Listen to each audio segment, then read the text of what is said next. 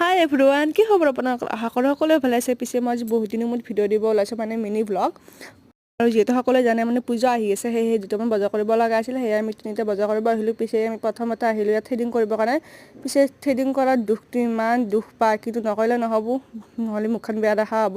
ইফালে আজি বজাৰত ইমান মানুহ ভৰ্তি, দোকানত যাই কিনে মানে ভিডিঅ' কৰিব টাইম নাপালোঁ, কাৰণ মানুহ ঠেলা আছে।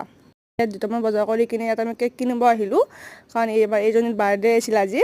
প্ৰথমতে আমি এখন ৰেষ্টুৰেণ্টত আহি ল'লোঁ, আৰু মোৰ বাই কিয় ক'ব নোৱাৰোঁ, মানে কেমেৰা দেখা পালে আগে মানে মুখখন চাওঁ লাগি থাকে আৰু বাৰু হৈছিল কেক। আৰু এইফালে দুটামান ফটো তুলি কিনে আমি মানে কেক কাটিলোঁ।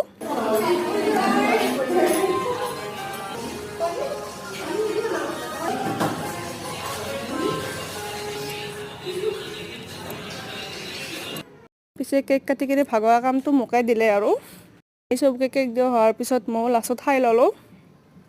আৰু খোৱা হোৱাৰ পিছত আমি অৰ্ডাৰ কৰিছিলোঁ ম'ম'। বহুত টেষ্টি আছিল, আৰু গৰম গৰম চুপখিনি খাই ভালে লাগি যায়।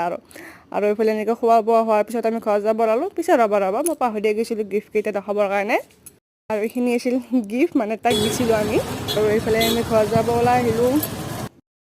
ৰাস্তাটো গাঁটা খান্দি কি কৰিলে। আৰু এইফালে গাড়ীত আকৌ যদি বান্ধৱীক দেখা পাল, আৰু আমাৰ দুয়োটাৰে হাঁহাত ধুমনি ক'ব নোৱাৰোঁ। পিছে বান্ধৱী লগ লাগিলে হাঁহে, আৰু এনেকৈ থাকোঁতে মই ঘৰ আহি পালোঁ। একেবাৰে চিনি মানে খোলা।